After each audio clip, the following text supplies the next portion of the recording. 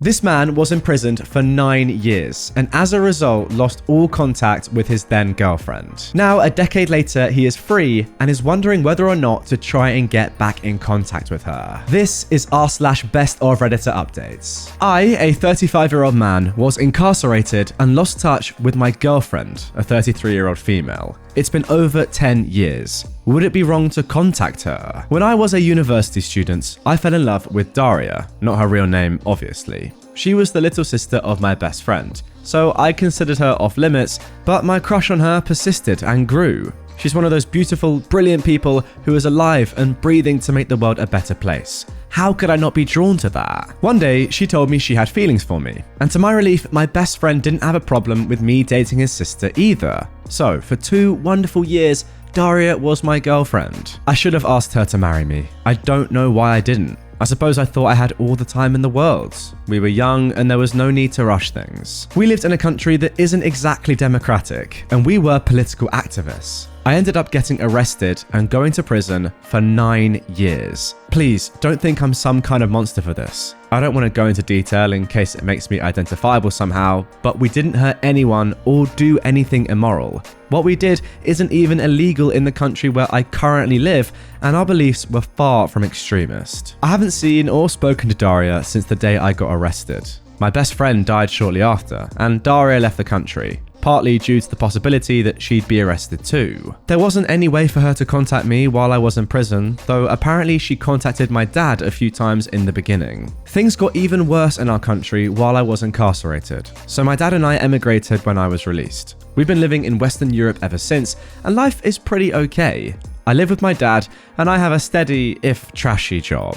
Months ago, I found Daria online. She lives in a neighboring country, 7 hours away by rail. She doesn't use social media too much, but from what I've seen, there's no evidence of a partner or kids. And even if she's married, I'd be content just to be her friend, as I was for the first years we knew each other. Part of me desperately wants to reach out to her, and my dad has been encouraging me to do so, but I feel like it would be too selfish. The circumstances of her brother's death were very traumatic for her, and I'm afraid that I'm just a living reminder of all the bad things that happened to us. And if she does have a partner, would my contacting her offend him and trouble their relationship? I don't want to cause her any more sadness. Time stood still for me while I was in prison, but I know it didn't for her or anyone else. She's done so well for herself. She's built a whole life, and I don't want to derail that life just because I feel entitled to a place in it. She might not even remember me at all. And even if she did invite me back into her life, I'd be nothing but a burden now, owing to my wrecked mental health. We've been apart twice as long as I knew her. Have I even the right to miss her as much as I do? For now, I've contented myself with Googling her name every so often and seeing that she's okay. It just hurts a lot, and I don't know how to make it not hurt. I still love her with everything I have. I probably always will. So, should I reach out to her or leave her alone? If I do contact her, what should I even say? Now, good news guys, update is incoming. But before we get into that, first of all, what do you think? Comment down below. Do you think OP should get in contact? It has been such a long time, but from my perspective, if you still care about this woman so much, 9 years after seeing her last, you've been in prison for that long and you still are thinking about her like this, I think you kind of just have to do it. For your own sake, if anything else. Ultimately, what's the worst that could happen is what I ask myself. To be honest, the only thing that I could think of is, okay, maybe she's forgotten about you and you happen to then cause an awkward conversation between her and her now partner who you didn't know about. That's it. Then they move on with their lives and you at least know where you stand. But if you don't do this, you're going to regret it for the rest of your life. It's something that you simply have to do, in my opinion. Now, those are my thoughts, but this is Best of Redditor updates, and therefore, we are going to get an update to this story. Here we go. Okay, so that initial post was put online on the 26th of January, 2023, and just a day later, we got this update. First, I want to say thank you to everyone who offered advice or kind words. I spent so long feeling ashamed about my situation and expecting most people to react very negatively if they knew. I'd barely discussed it with anyone before, except my dad and people whose job it is to help me, lawyers, therapists, etc. And I was very surprised to be met with so much compassion from a bunch of complete strangers. Thank you. truly. Several people asked for an update, and that is the least I can do in return. I sent Daria a message the evening after I made my post. It was something like, I don't mean to intrude, but I wanted to say hello, and I thought I'd give you my new contact information in case you ever felt like getting in touch. If not, that's completely fine too. I left her my mobile number and email address, wished her well, and that was that. I knew it might be a while before she responded, if she responded at all, so I tried to put it out of my mind.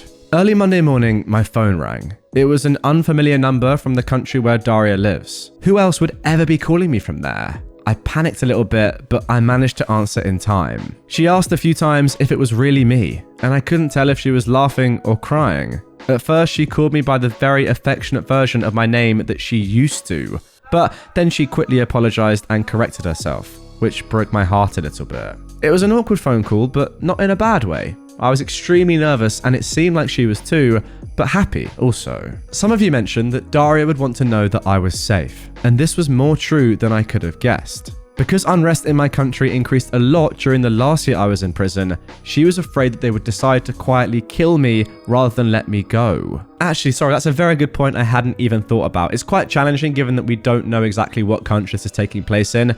But yeah, as OP has already mentioned, clearly a lot of political unrest going on. You can probably assume from that whereabouts this country could be or what it may be. And therefore, yeah, no idea if someone going to prison would be let out, especially if they were doing something that was against the regime. OP continues, there are documented cases of other prisoners like me having met very suspicious ends in the months before my release, so it wasn't a totally unreasonable worry. Wow, there you go. She also said that she repeatedly tried to send me parcels of supplies and put money on my commissary account, but her attempts were rejected without explanation. After my sentencing, I was not allowed to receive correspondence or to have a commissary account at all because of the classification of my crimes, so she was forced to give up. She told me this as an apology, as if I would have been disappointed with her for not helping me more. I had no idea she'd done any of that. I do know that it was not a safe thing for her to do, and I feel terrible that she put herself at risk trying to make me a little more comfortable. She didn't seem to want to talk about what happened any more than that, and so we didn't. We changed the subject to more light-hearted things. Our jobs, the cities where we live, how my dad is adapting to a new country, etc. When she arrived at work and had to end the phone call, she asked if I wanted to continue talking through a messaging app. Obviously, I said yes, and I downloaded it immediately. We sent messages throughout the day, and she even interrupted her commute home to send me a picture of a restaurant modeled after one of my favorite books, just because she thought I would like it. She told me that she thought of me every time she saw it, but unfortunately the restaurant itself was not so good. I was afraid that she wouldn't remember me, but she even remembers the things I like to read. She remembers a lot of little things, even stuff I forgot. We've been sending messages back and forth ever since, and talking on the phone after I finish work at night until she gets too sleepy. Sometimes it feels like I'm 24 and she's texting me from a few blocks away, as if the next thing she might ask is, what's for dinner? Other times it seems like we're trying to will dead versions of ourselves back to life in order to avoid acknowledging what we've lost. She seems a lot more timid than she used to, more passive, which I suppose makes sense. Sometimes I worry about how much I've changed, and that maybe she won't find anything left in me that's worthy of her. But if I could express in words what it feels like to hear her laugh, I could explain that there's also a lot that we know very well. She hasn't lost her kindness, or her warmth, or her empathy. She still cares about me, and I still care about her. I know that rebuilding a friendship after all that's happened will take lots of patience, and I have plenty to spare. I'm just happy to have the chance to get to know her again. This morning, Daria asked if I want to have a video call sometime this weekend. I agreed, but I'm ashamed to admit that as much as I want to see her, I'm very nervous. I look so different than she'd remember. My jaw's messed up, and I have the teeth of a hockey player. Fortunately, I will qualify for healthcare insurance soon and be able to have them fixed. I lost weight that I haven't put back on, and I see an old man in the mirror. I'm also worried that I'll get very emotional when I see her and embarrass myself that way. I don't really cry in front of people. I'm not used to it, and this doesn't seem like a good occasion to start.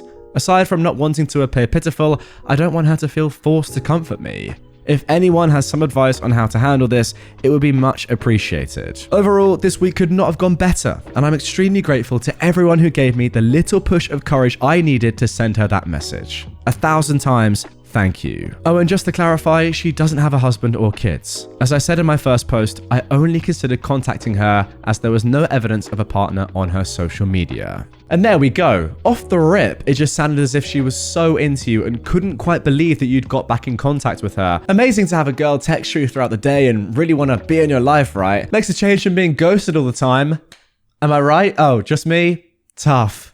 But what I will say before we get into the final update of this story, which was posted just a couple of weeks ago on the 23rd of March at the time of recording, is that things are looking very good, and I don't really see how they could go downhill from here.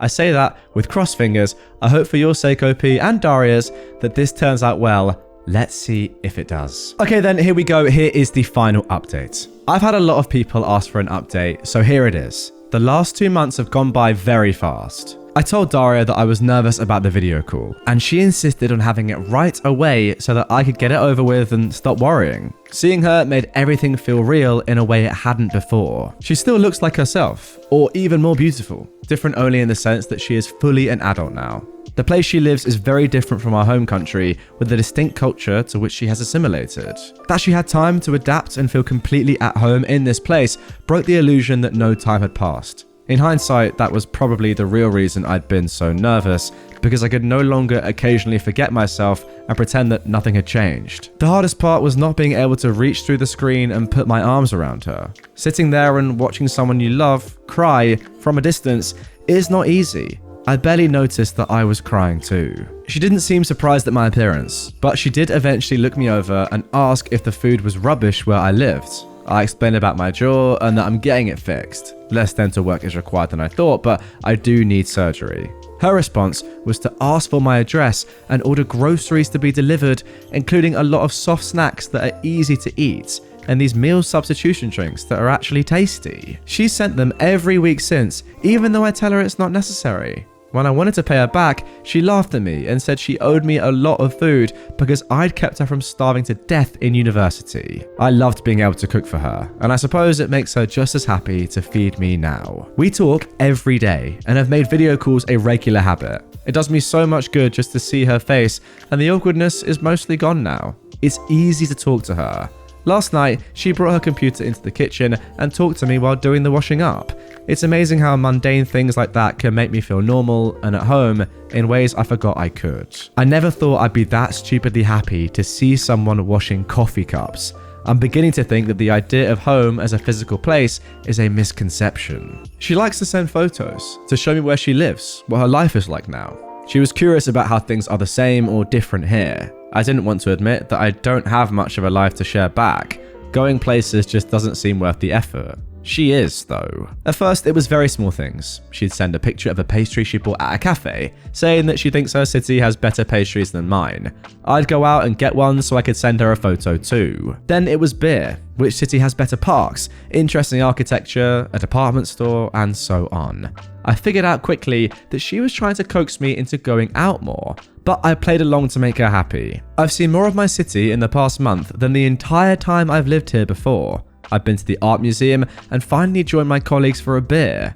Usually, I go places for short durations at the less crowded times, but I'm still going, which is something. Daria used to be very sociable, so I thought that whatever happened, at least she wouldn't be lonely. I was wrong. There is a lot she could never tell her friends because they can't relate. They would feel sorry for her and cease to be equals, she says. Our experiences are different, but we're more able to understand each other than other people could.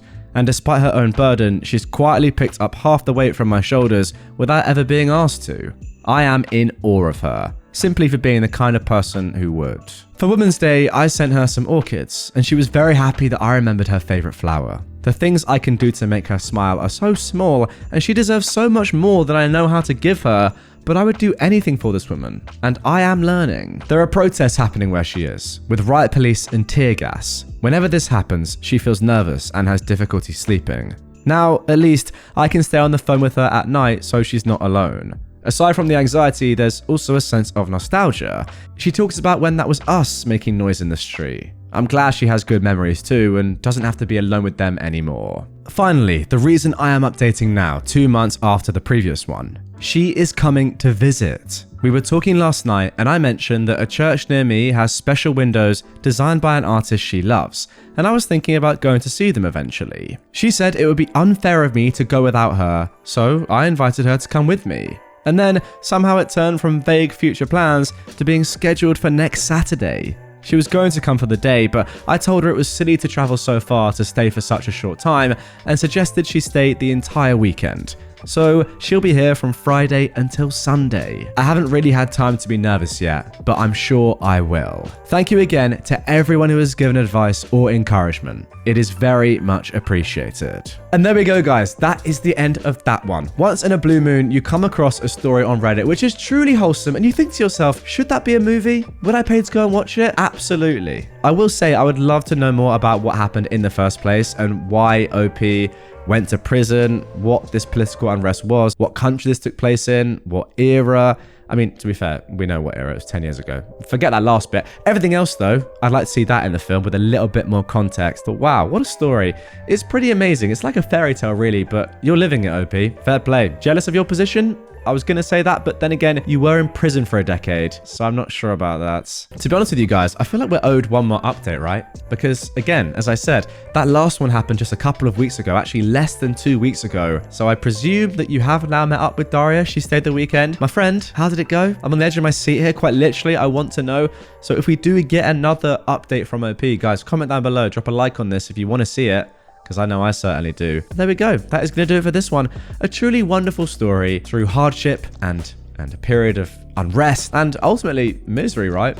Being in prison. But fortunately enough, Daria didn't find anyone whilst you were inside. You didn't move on with your life too much, I guess, if that's fortunate. I don't know if that's really that fortunate, given that you were locked inside a prison. But hey, all bad things often have good endings. That is the moral of this story. It isn't. The moral of the story really is send that message. Because imagine if OP didn't send that one message. If they'd never posted it on Reddit and Redditors had not commented down below saying, mate, you've got to do it. Why not? Like I said, after the first post, that's what my recommendation was. Who knows what would have happened? I mean, in reality, nothing. It's crazy how one message can change your life, right? There we go. OP, Daria, I wish you all the best. I want to know what happens. And guys, that is going to do it for this one. See you on the next.